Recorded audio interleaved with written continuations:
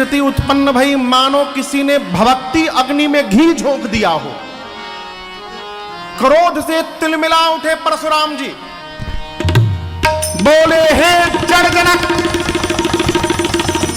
निकाल करके बाहर करो जिसने तोड़ा है, नहीं तो जहां तक तुम्हारी राजसत्ता है वहां तक की धरती पलट दूंगा। भी पूरी राजसत्ता समाप्त हो जाएगी।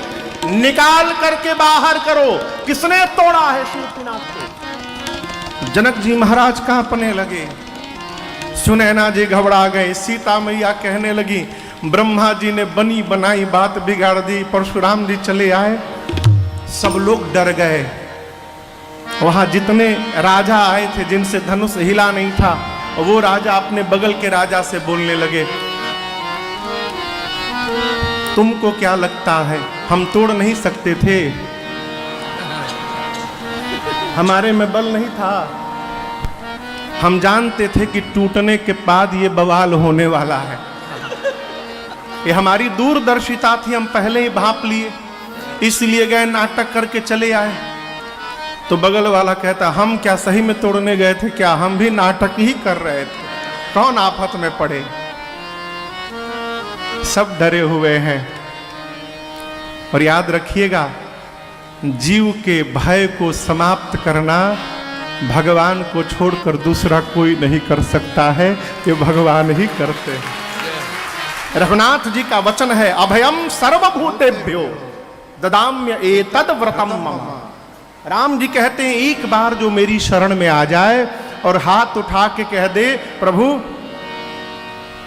जमाने को अपना बना कर तो देखा। प्रभु उस जमाने को अपना बना करके देख लिया, अब आपको अपना बनाने के लिए आया हूं। प्रभु हम आपकी शरण में आ गए हैं। राम जी कहते हैं, शक्रदेव प्रपन्नाय तवास्मिति च याचते, मैं अभयम सर्वभूतेभ्यो ददाम्य एतत् व्रतम मम। ये मेरा व्रत है। एक बार जो शरण में आके कह दे मैं आपकी शरण में हूं, पूरे संसार में उसको निर्भय बना देता हूं, ये मेरा वचन है। जब सारे लोग भय से ग्रसित हो गए तो सबके भय को समाप्त करने के लिए भगवान स्वयं आगे बढ़ गए। परशुराम जी से जाकर भगवान ने इस बात को कही। क्या कही, कैसे कही, दर्शन करिए। भाषा से अभिमान का दर्शन होता है। किससे होता है? भाषा से। अपात्र को जब प्राप्त हो जाता है तो अभिमान हो जाता है। अच्छा आप बताओ, 5 लीटर जगह है और 6 लीटर आ जाएगा तो क्या होगा? बाहर गिरने लगेगा। उसी प्रकार क्षमता से अधिक जब प्राप्त हो जाए तो बाहर निकलने लगता है मुख से, और यही अभिमान को प्रदर्शित करता है। हमारे पूज्य महाराज श्री सीधा सूत्र बताते हैं, बाबू जिस बात का प्रचार करना पड़ रहा है इसका अर्थ है हम उसकी पात्रता नहीं रखते हैं। जिसकी पात्रता होती है उसका प्रचार नहीं होता। और यदि खोल के आपको सुनाऊं तो यदि कोई करोड़पति आदमी जिसकी कुल संपत्ति 1 करोड़ की हो कम से कम, वो यदि आदमी 5,000 10,000 का साइकिल लेगा तो फेसबुक पर पोस्ट नहीं डालेगा कि हम साइकिल खरीदे हैं, वो के चाबी पकड़त नहीं डालेगा। क्यों? वो जानता है कि मैं अपनी क्षमता के अंदर लिया हूं।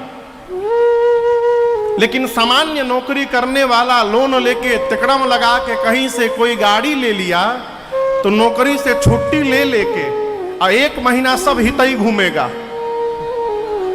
हाँ।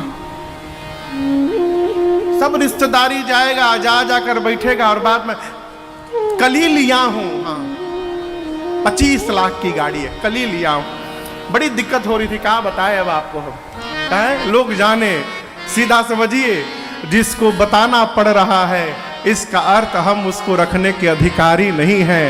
अधिकारी होंगे तो बताने की आवश्यकता नहीं होगी। हमारे चाचा कहते हैं, बाबू पुष्प में यदि सुगंध होगा ना तो पास से गुजरने पर पता चलेगा, और जिसको नाक में लगाकर सुंघाया जा रहा है इसका मतलब नकली सुगंध है, असली सुगंध नहीं है। भाषा सब बताती है। राम जी गए परशुराम जी के सन्मुख, और आप भगवान की भाषा देखिए क्या बोले, नाथ शंभु धनु भंजनिहारा। प्रभु इस पिनाक को भंजने वाला होई केऊ एक दास तुम्हारा। मेरे रघुनाथ जी ने कहा प्रभु इस पिनाक को भंजने वाला आपका कोई दास होगा। अब इसके भीतर प्रवेश यदि करिए तो रघुनाथ जी कहना चाहते हैं प्रभु इतना बड़ा कार्य बिना आपके आशीर्वाद के संभव होने वाला नहीं है।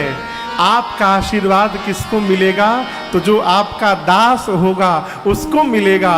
तो ये आपके किसी दास ने किया, ये निराभिमानिता का सूचक है। जीवन में जब जब ये मान के रखिएगा कि हम नहीं कर रहे हैं, हमसे कराया जा रहा है, अभिमान नहीं हो पड़ा। इतना कहने के बाद रघुनाथ जी बोले कहिए क्या आज्ञा है इस राम को। लेकिन क्रोध की अवस्था में सहज वाक्य भी समझ में नहीं आता है। भगवान के शब्द परशुराम जी के समझ में नहीं आए। बोले राम कहते हो कि दास ने किया है, सेवक ने किया है। सेवक वो जो सेवा करता है, सेवक सो जो करे सेवकाई। जिसने पिनाक तोड़ा है वो सेवक नहीं, सहस्त्र बाहु के समान शत्रु है मेरा। शीघ्र निकाल करके बाहर करो, न तो मारे जय हहीं सब राजा। भैया कैमरा के आगे से झुक के आइए जाइए, उसमें फोटो आ रहा है।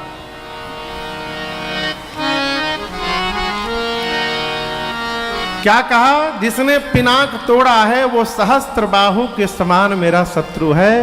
निकाल करके बाहर करो, नहीं तो जितने राजा आए हैं सबको मार दूंगा। अब राजा घबरा